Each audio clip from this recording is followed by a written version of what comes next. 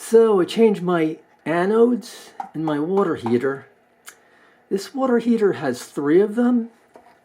One here, and one here. This is the output water. There's an anode down there, which that one I cannot change because it's all fixed.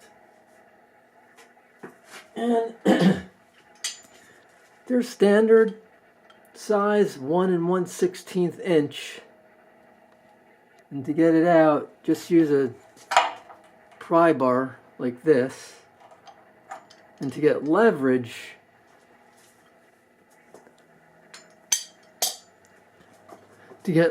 I just hold this while I push on the pry bar, not pry bar, what the heck is this?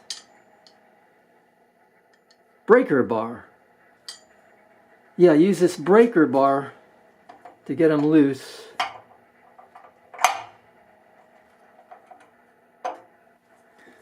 Holding this to get leverage, and then I could really pull on this or push it.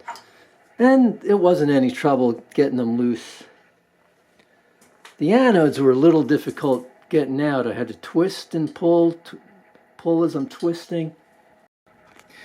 These are the anodes I took out.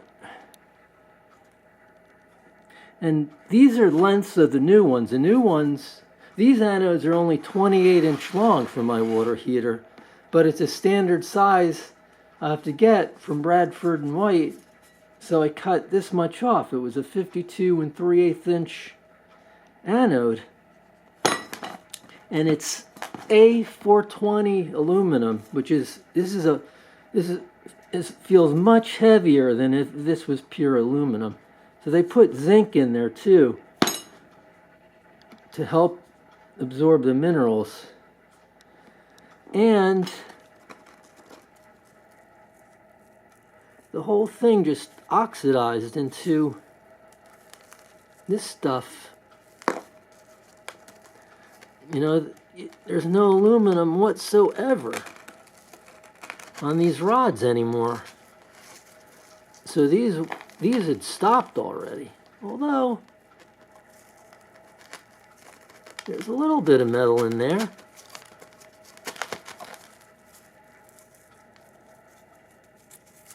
Not much though.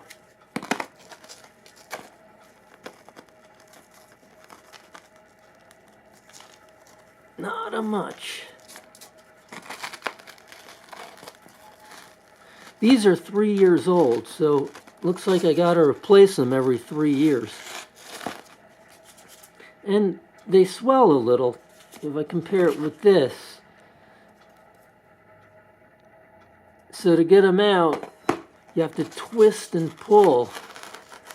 And it makes a mess, you have to vacuum. After I replaced the 2 anodes, I flushed the hot water heater, and this is the solids that came out of it. It's like panning for gold.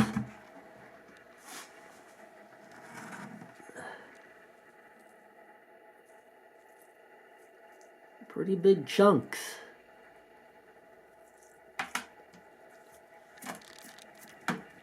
They sink to the bottom of the water, and then you could flush them out. I'm on well water, so I have to flush my tanks very often. This thing